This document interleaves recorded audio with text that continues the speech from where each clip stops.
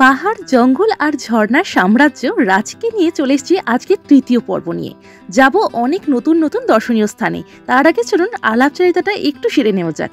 Hello বন্ধুরা, welcome back to my channel. কেমন আছেন সবাই? আশা করি আপনারা সকলে খুব ভালো আছেন আর সুস্থ আছেন। তো সকাল সকাল ব্রেকফাস্ট করে রাঁচি থেকে একটা অটো স্ট্যান্ডে গিয়ে 1500 টাকা দিয়ে দামাদামি করে একটা অটো ভাড়া করে নিয়েছিলাম। আপনারা কিন্তু 4 হুইলারও যেতে পারেন, সেক্ষেত্রে ভাড়া পড়বে 3000 থেকে 3500 টাকা মতো। তো আমরা অটোকেই বেছে নিয়েছিলাম আর জঙ্গল আর পাহাড়ি রাস্তা পার করে এখন আমরা চলে এসেছি দশম ফলস দেখতে। দশম ফলস দেখার জন্য 3খানা ভিউ পয়েন্ট আছে।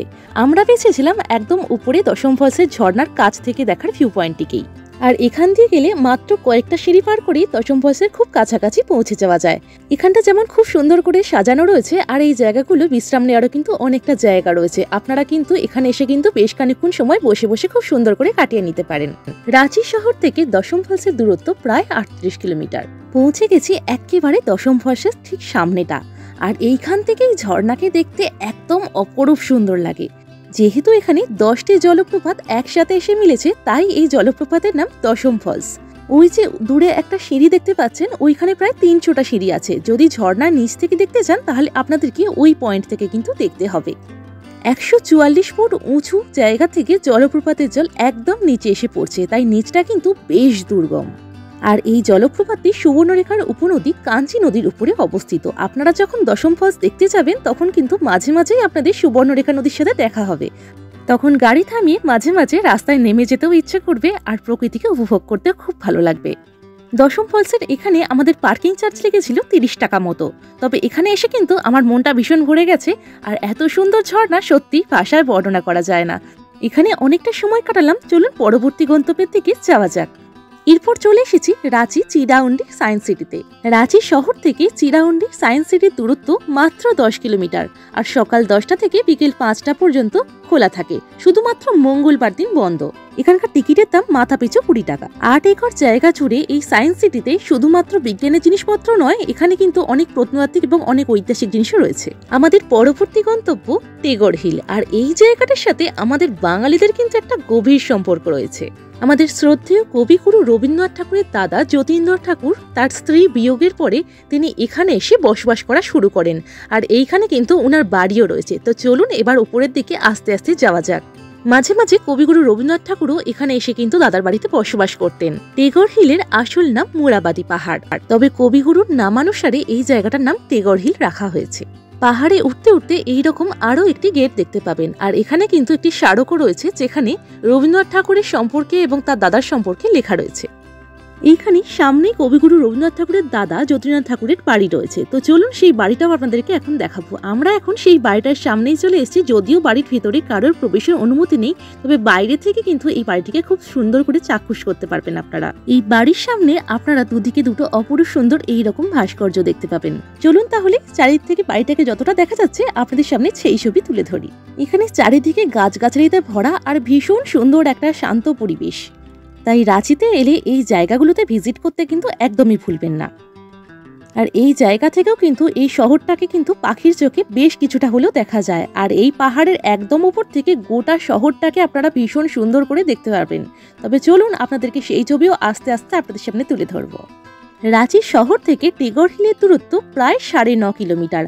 বুঝতেই পারছেন খুব বেশি দূরে নয় রাঁচি শহর থেকে। এই পাহাড়ে ওঠার জন্য প্রায় 250টি সিঁড়ি রয়েছে। আর এই 250টি সিঁড়ি পার করে উঠলেই আপনারা উপর থেকে পাখির চোখে এই শহরকে কিন্তু দেখতে পাবেন।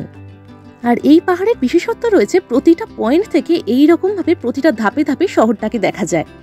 এই বাড়িটাকে আমরা খুব সুন্দর করে চারিদিক থেকে দেখে নিলাম। তো চলুন এবার উপরের দিকে আস্তে আস্তে এগোনো যাক। এতগুলো সিঁড়ি আছে ঠিকই, তবে আপনাদের উঠতে কিন্তু খুব একটা অসুবিধা হবে না। সাইডে অনেকগুলো বসার জায়গা আছে। মাঝে মাঝে হাঁপিয়ে গেলে এখানে বসে বেশ কিছুক্ষণ ছায়ার মধ্যে চিরিয়ে নিতে পারবেন। তবে অবশ্যই জল কিন্তু সাথে করে আনবেন, কেননা এখানে কোনো দোকান নেই যেখান থেকে আপনারা জল বা কিছু কিনে খেতে পারবেন। বিভিন্ন পয়েন্ট থেকে এখানকার সৌন্দর্য উপভোগ করতে করতে আমরা এখন লাস্টে উপরের দিকে চলেছি।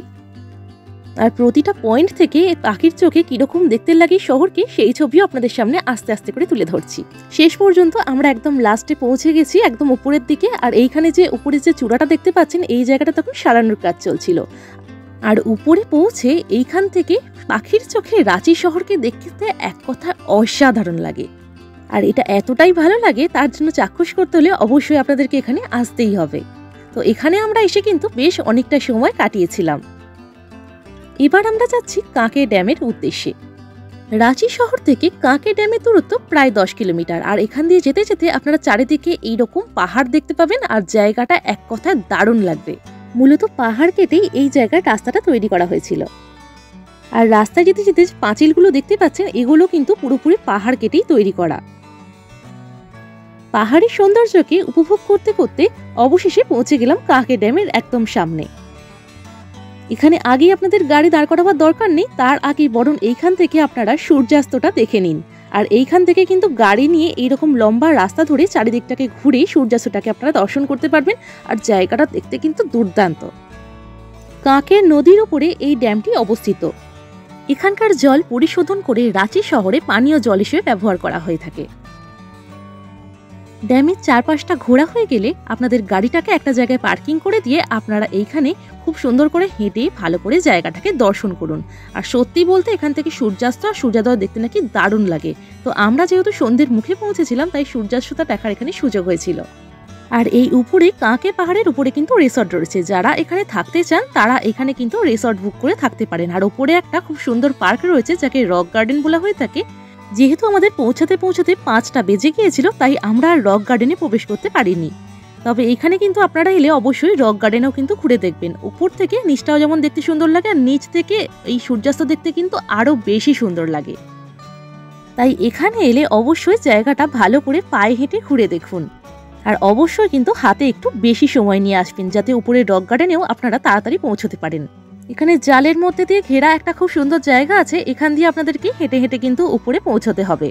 তো আপনারা এখানে এলে অবশ্যই হাতে সময় নিয়ে আসুন। আর যদি রক গার্ডেনের উপরে যে রিসর্টটি রয়েছে সেখানে থাকেন তাহলে এখান থেকে কিন্তু এই ড্যামের অপরূপ সুন্দর জায়গাটাও কিন্তু আপনারা খুব ভালোভাবেই কিন্তু চাক্ষুষ করতে পারবেন। রাঁচি ভ্রমণের পাত্রাতু ভ্যালির ভিডিওতে আমাকে অনেকেই বলেছিলেন যে এই অটো ড্রাইভারের নাম্বার দিতে, কিন্তু যেহেতু ওনার নাম্বার আমার কাছে নেই তাই জন্য আমি নাম্বারটা শেয়ার করতে পারলাম না। তবে এর পরের বার থেকে যখন যেখানে যাব সেই নাম্বার কিন্তু অবশ্যই আপনাদের সাথে শেয়ার করব। এখানে প্রকৃতির মাঝখানে অনেকটা সময় কাটানোর পরে আর একটু ঘুরে বেড়াবার পরে এবার আমরা আবার হোটেলের দিকে ফিরে যাব। তো আশা করছি আপনাদের কাছে ভিডিওটা ভালো লেগেছে। যদি এই ভিডিওটা আপনাদের ভালো লেগে থাকে অবশ্যই লাইক কমেন্ট শেয়ার করতে একদম ভুলবেন না। আর এই রকম আরও অনেক ভিডিও পাওয়ার জন্য আমার এই চ্যানেলটিকে সাবস্ক্রাইব করে রাখতে একদম ভুলবেন না। সকলে খুব ভালো থাকবেন, সুস্থ থাকবেন। দেখা হচ্ছে নতুন ভিডিওতে। টাটা।